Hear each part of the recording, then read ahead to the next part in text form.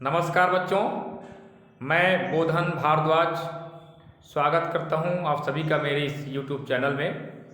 और आज मैं उपस्थित हुआ हूं आपके छत्तीसगढ़ भारती के एक पाठ साहस के पैर को लेकर के। इस पाठ के लेखक हैं श्री जयशंकर अवस्थी।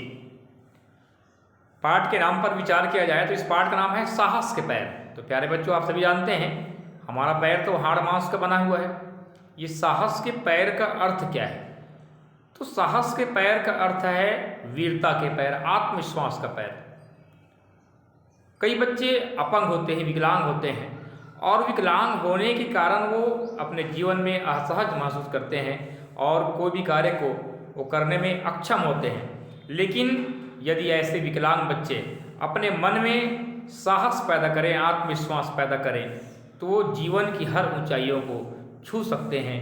ऐसा ही हमको प्रेरणा प्रदान करने वाले, आत्मविश्वास पैदा करने वाला यह कहानी है। यह कहानी एक अपंग बालक का है।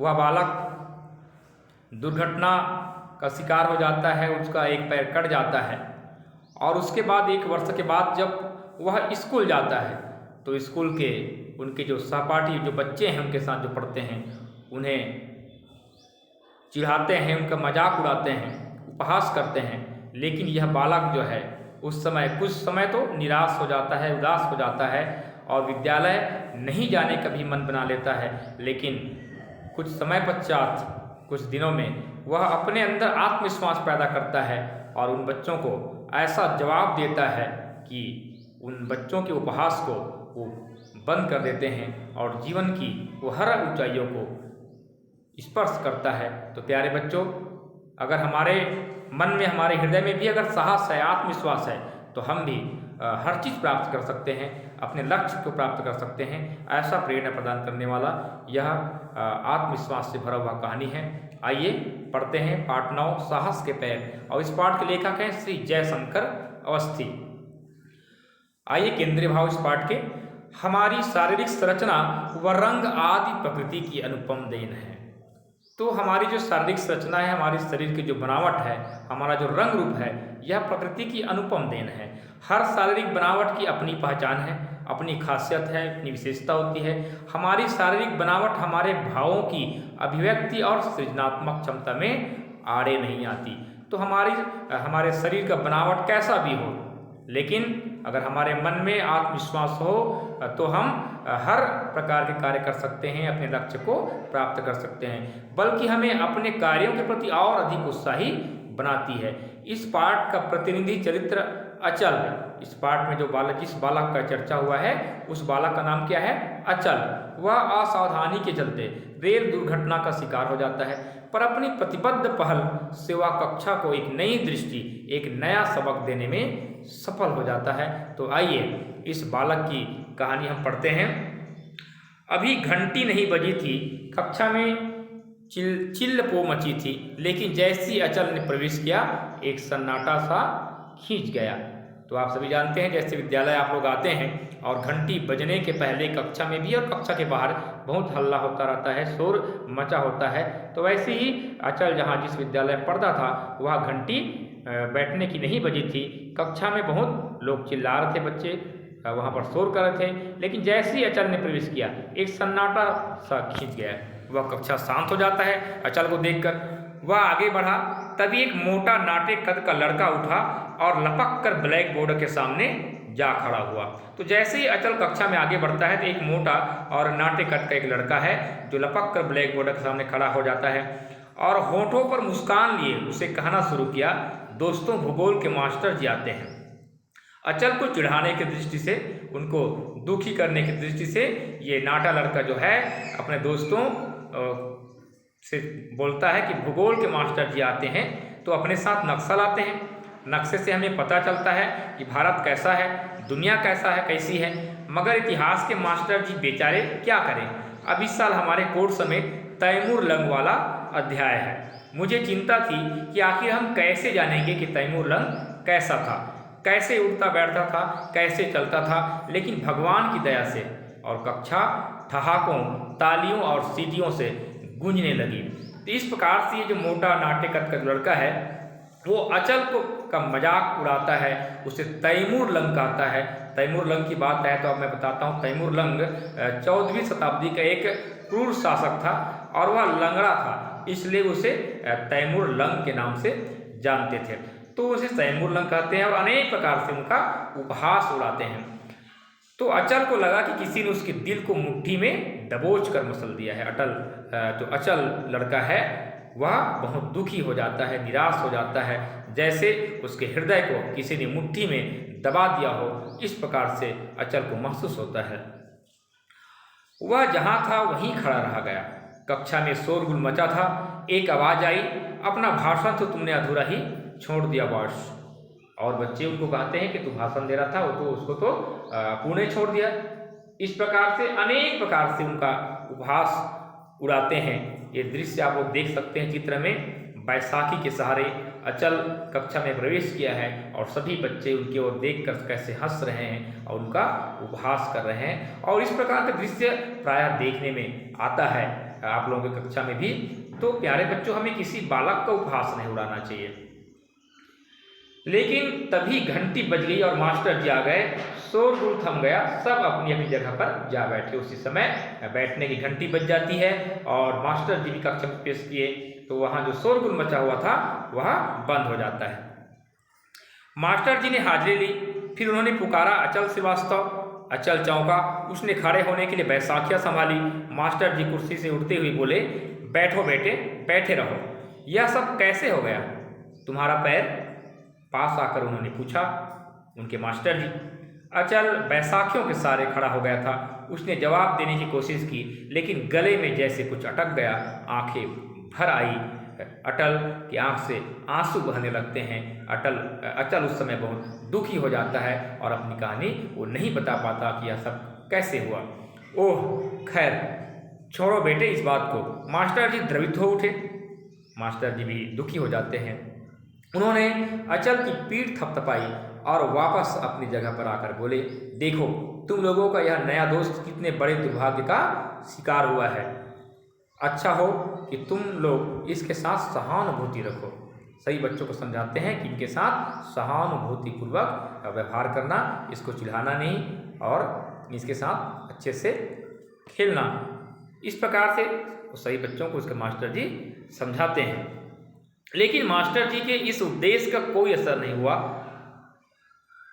पीरियड खत्म होने पर ज्यों ही मास्टर जी कक्षा से निकले, धमा चौकड़ी फिर शुरू हो गई। नाटे कद का वह मोटा सा लड़का फिर उठकर भाषण देने के अंदाज में ब्लैक बोर्ड के पास जा खड़ा हुआ था।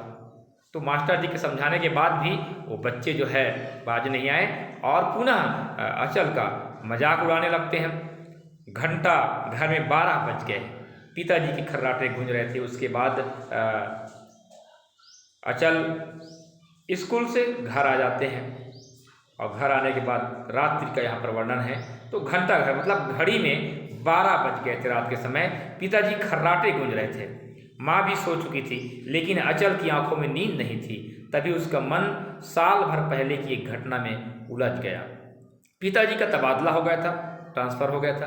कितना खुश था अचल उस दिन। अपने 1 साल पहले की घटना को अचल रात्रि में सोए सोए याद कर रहा है। रास्ते में एक बड़े स्टेशन पर गाड़ी रुकी थी। अचल पानी पीने उतरा था। नल पर काफ़ी भीड़ थी। जब अचल का नंबर आया तो गाड़ी ने सीटी दे दी। पिताजी घबरा कर चिल्लाए, रहने दो अचल, अगले स्टेशन पर ले लेंगे। वह दौड़ा। गाड़ी रेंगने लगी थी। घबराहट में उसका हाथ डिब्बे के हैंडल पर जमा नहीं, पैर फिसला और स्टेशन पर कोहराम मच गया। तो अचल को रात्रि में नींद नहीं आ रही थी और वह सोए सोए अपने दुर्घटना के उस समय को याद कर रहा था, किस प्रकार से मैं दुर्घटना का शिकार हो गया। तो वह किस प्रकार से अचल का पैर कटा और दुर्घटना का शिकार हो गया, यहाँ पर आप लोग समझ रहे होंगे। उसके बाद क्या हुआ अचल को याद नहीं। होश आया तो वह अस्पताल के बेड पर पड़ा था। सिरहाने पर माँ बैठी सिसक रही थी, रो रही थी। पिताजी गुमसुम खड़े थे। वह कुछ समझ नहीं पाया। फिर जब उसे पता चला कि वह एक पैर गंवा चुका है तो वह तड़प उठा था। सारा अस्पताल उसे चक्कर खाता सा लग रहा था। इस प्रकार से अपने पहले के दृश्य, जिस समय वह अपंग हुआ, दुर्घटना का शिकार हुआ, अचल याद कर रहा है। रात्रि में उसके माँ और पिताजी सो रहे हैं, लेकिन अचल को नींद नहीं आ रही है। और फिर वह दिन भी आया जब अचल बैसाखियों के सहारे चलता नए स्कूल में प्रवेश लेने गया। पिताजी भी साथ थे। कितनी ही आंखें उस पर गड़ गई थी, सब लोग उसे देख रहे थे। लड़के उसे इस तरह से देखने लगे थे जैसे वह कोई जानवर हो। गुस्से और मजबूरी से कांप उठा था वह, और अब कल उसे फिर स्कूल जाना था। अचल सोचता है कि कल मुझे फिर स्कूल जाना है। कल तो मुझे मेरे दोस्त लोग, मेरे कक्षा में पढ़ने वाले बच्चे उपहास किए थे, बहुत मजाक किए थे, और कल मुझे फिर से स्कूल जाना है। इस प्रकार से अचल निराश हो जाता है। फिर वही तीर जैसी फप्तियाँ मतलब भद्दा मजाक उड़ाना, उपहास करना, जहरीले ठहाके झेलने थे, क्योंकि उसके कक्षा में अचल को देख करके उसी प्रकार से उनके साथ व्यवहार करते थे उनके लोग। उसे लग रहा था कि उसकी हिम्मत जवाब देती जा रही है, फिर क्या करे वह। इस प्रकार तमाम बातों को सोच रहा था अचल, और उसे रात्रि में नींद नहीं आ रही थी। आखिर क्यों हंसते हैं लड़के उस पर? अचल सोचता है कि आखिर मुझ पर मेरे क्लास के लड़के क्यों हंसते हैं। उसके मन में अनेक प्रकार के प्रश्न उठता है। जरूर उन्हें कोई मजा मिलता होगा इससे। वह चिढ़ता है, रोता है तो वे समझाते होंगे, वो समझते होंगे कि उन्होंने उसे दबा लिया, हरा दिया। लेकिन अगर वह चिढ़े नहीं, रोए नहीं, तो अगर वह उन्हें जता दे कि वह अपने लंगड़ेपन की कोई परवाह नहीं करता, तो उनका सारा मजा ही किरकिरा हो जाएगा। बल्कि क्यों ना वह खुद ही अपने आप पर हंसे, अपने लंगड़ेपन पर हंसने का क्यों निमंत्रण दे उन्हें। तब वे समझ जाएंगे कि लंगड़ेपन की खिल्ली उड़ाकर उसे चिढ़ाने सताने की कोशिश करना बेकार है। वह तो खुद ही अपनी टांग को हंसने की चीज़ समझता है। उसके मुरझाए होठों पर मुस्कान खिल उठी, फिर पता नहीं वह कब सो गया। तो ऐसे सोए सोए अचल अनेक प्रकार के उनके मन में प्रश्न उठता है कि आखिर मैं क्यों चिढ़ जाता हूँ और लड़के मुझे क्यों चिढ़ाते हैं। क्या चिढ़ाने वाले लड़कों को इससे मजा आता हो? अगर लड़के लोग चिढ़ाएंगे और मैं नहीं चिढ़ूंगा तो क्या होगा? इस प्रकार के अनेक प्रश्न उसके मन में आता है, और वह सोचता है कि नहीं, अब मुझे चिढ़ाएंगे तो मैं नहीं चिढ़ूंगा, मैं दुखी नहीं होऊंगा। और इस प्रकार से उसके चेहरे में मुस्कान आ जाता है कि कल मुझे मेरे दोस्त भले चिढ़ाने की प्रयास करेंगे, उपहास करेंगे, लेकिन मुझे दुखी नहीं होना है, मैं चिढ़ूंगा नहीं। और ऐसा सोचते हुए मुस्कुराकर अचल सो जाता है। फिर वह कब सो गया पता नहीं चला। वही कल वाला माहौल था जब दूसरे दिन अचल स्कूल जाता है। अचल अभी अभी कक्षा के दरवाजे पर पहुंचा ही था कि कक्षा सीटियों, ठहाकों और डेस्कों की थपथपाहटों से गूंजने लगी थी। बादब, बा मुलाहिजा, होशियार, सहनशाह तैमूर लंग तशरीफ ला रहे हैं, मतलब पधार रहे हैं। इस प्रकार से अनेक प्रकार से वही पहले जैसे उनको रोज चिढ़ाते थे, कोई डेस्क को बजा रहे हैं और ठहाके मार के हंस रहे हैं, कोई सीटी बजा रहा है। जब अचल जो है कक्षा में प्रवेश कर रहा था, वह मोटा नाटा लड़का अपनी जगह पर फिर से खड़ा होकर चिल्लाया। अचल ठिठका। अचल वहीं पर रुक गया, ठिठक गया। कल वाली कायरता उसके अंदर सिर उठाने लगी थी, क्योंकि रोज वही काम होता था। उस क्लास के बच्चे अचल को देख करके रोज चिढ़ाते थे, उनका मजाक करते थे। तुरंत उसने दांत भींच लिए। अचल, उनको गुस्सा आ जाता है। फिर उसने अपने बिखरते साहस को संजोया और मुस्कुराने लगा। अचल उस समय उनको गुस्सा तो लगा, उनको बहुत बेकार तो लग रहा था, दुखी हो रहा था, लेकिन अपने बिखरते हुए साहस को वो संजोता है। साहस को उस समय नहीं खोता है, गुस्सा नहीं होता है, और बनावटी मुस्कुराहट अपने हृदय में वो लाने का प्रयास करता है, अपने चेहरे में लाने का प्रयास करता है। मुस्कुराने लगा और कक्षा के अंदर आ गया। अरे वाह, यह तो मुस्कुरा रहा है। जब अचल मुस्कुराया तो वह लड़का बोलता है, अरे यह तो मुस्कुरा रहा है। एक हंसी भरी आवाज़ हुई, फिर से सब लोग हंसने लगे अचल को देखकर। क्यों बे, तुझे तैमूर लंग नाम पसंद आया क्या? तो बोलते हैं, क्यों रे, तुम्हें तैमूर लंग हम लोग चिढ़ाते हैं, तैमूर लंग कहते हैं तुम्हें, तो ये नाम तुमको पसंद है क्या? तुम हंस रहे हो? मोटा लड़का फिर से बोला। कक्षा ठहाकों से फिर से गूंज उठी। अचल की हिम्मत फिर एक बार टूटने लगी। उसने बड़ी मुश्किल से अपना दिल मजबूत किया, खुलकर मुस्कुराया और बोला। इस बार अचल जो है मुस्कुराने लगता है और हिम्मत करके बोलता है बहुत। उसने देखा कई लड़कों की आंखें आश्चर्य से फैल गई। क्योंकि इसको बार बार हम चिढ़ाने का प्रयास कर रहे हैं अचल को, फिर भी ये नहीं चिढ़ रहा है। तो कई लड़कों की आंखें जो है आश्चर्यचकित हो गए कि क्यों हंस रहे हैं, इसको हम चिढ़ा रहे हैं। कक्षा का शोरगुल अचानक धीमा पड़ गया। वह मोटा लड़का भी हक्का बक्का रह गया था कि क्यों हंस रहा है। वह खिसियानी सी हंसी हंसकर बोला, दोस्तों सुना, यह कहता है कि इसे तैमूर लंग नाम पसंद है, बल्कि बहुत पसंद है, क्यों ना इसे हम तैमूर लंग ही कहें। ऐसे फिर से वो लड़का बोलता है। अचल ने उसे बात पूरी करने का मौका ही नहीं दिया। बैसाखिया टेकता हुआ उसके पास पहुंचा और मुस्कुरा कर बोला, नाम में आखिर क्या रखा है जनाब? तैमूर लंग कहो या अचल, रहूँगा तो वही जो हूँ, है ना? इस प्रकार के साहस के साथ अचल जो है उन बच्चों को जवाब देता है कि नाम में आखिर रखा ही क्या है जनाब? तैमूर लंग कहो या अचल, रहूँगा तो वही जो हूँ, है ना? ऐसा हिम्मत करके अचल बोलता है। सारी कक्षा सन्न रह गई इस प्रकार के अचल की आवाज़ को सुन करके। अचल का उत्साह 2 गुना हो गया। वह कहता रहा, अब देखो ना, मेरा नाम है अचल, नाम के अनुसार तो मुझे अडिग अचल रहना चाहिए, क्योंकि अचल का अर्थ है अटल, बिल्कुल हिलना नहीं, डगमगाना नहीं। पर जरा ये बैसाखियाँ हटा दो, फिर देखो तुरंत सचल ना हो जाऊं तो कहना। कहते कहते वह खिलखिलाकर हंस पड़ा। उसके कहने का अंदाज ऐसा था कि कई लड़के हंस पड़े, मोटा लड़का भी हंस पड़ा, पर अब किसी की हंसी में वह पहले वाला तीखापन नहीं रह गया था। बच्चे उनको जो हंसकर ठहाके मारकर जो चिढ़ाते थे, उस प्रकार से बच्चे नहीं हंस रहे थे। तो देखिए अचल कैसे जवाब देता है, और कक्षा में जो माहौल बना था, उनको रोज चिढ़ाते थे, उसे वो किस प्रकार से अचल जो है शांत करा देता है अपने आत्मविश्वास के बल पर, साहस के बल पर। तभी घंटी बज उठी। वह अपनी सीट की तरफ बढ़ गया। बगल में बैठे लड़के ने हैरत से उसे देखा और वह पूछ बैठा, क्यों अचल, तुम्हें बुरा नहीं लगता कि हम लोग तुम्हें इतना चिढ़ाते हैं? अचल पहले तो चुप रहा, फिर एक गर्वीली मुस्कान के साथ बोला, मैंने अपने ऊपर से गुजरती हुई ट्रेन को सहा है दोस्त। ये हल्के फुल्के मजाक और फप्तियाँ भला क्या बिगाड़ पाएगी मेरा? कहता है मैंने तो अपने ऊपर गुजरती हुई ट्रेन को सहा है, उसके ट्रेन की मेरे ऊपर ट्रेन गुजरने से मैं आहत नहीं हुआ, तो मैं तुम्हारे जैसे हल्के फुल्के मजाक जो उड़ाते हैं, हंसी उड़ाते हैं, उससे क्या मैं विचलित हो जाऊंगा?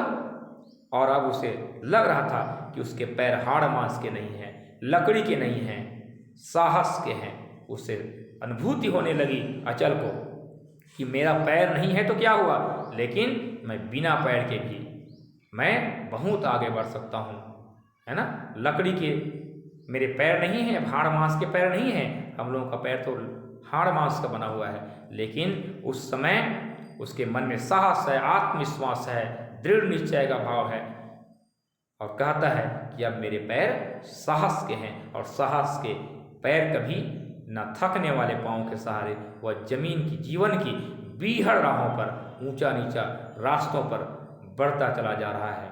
तो अचल इस प्रकार से अपने आत्मविश्वास को खोता नहीं है, साहस को नहीं खोता है, और अपंग होने के बाद भी, विकलांग होने के बाद भी जीवन में आगे बढ़ता है। और अपनी कक्षा में उनके साथ जो मजाक होता था, उनके दोस्त उनको जो चिढ़ाते थे, उसे वह बहुत अच्छे से जवाब देता है, और जवाब दे करके उस कक्षा के माहौल को वो ठीक कर देता है। तो प्यारे बच्चों, इस पाठ से हमें शिक्षा मिलती है कि हमें भी अपने अंदर आत्मविश्वास ऐसे ही पैदा करना चाहिए, कभी डगमगाना नहीं चाहिए, विचलित नहीं होना चाहिए। साथ ही साथ हम जिस कक्षा में पढ़ते हैं, उस कक्षा में अगर ऐसे बच्चे हैं तो उनके साथ हमें मजाक भी नहीं करना चाहिए। जिनके साथ हम मजाक करते हैं, उनके शारीरिक रूप, रंग, बनावट को देखकर वह व्यक्ति जो है, वह बच्चा बहुत दुखी हो जाता है, निराश हो जाता है, और बहुत मुश्किल से अपने आप को वह बच्चा जो संभालता है। तो किसी का हमें मजाक भी नहीं उड़ाना चाहिए। और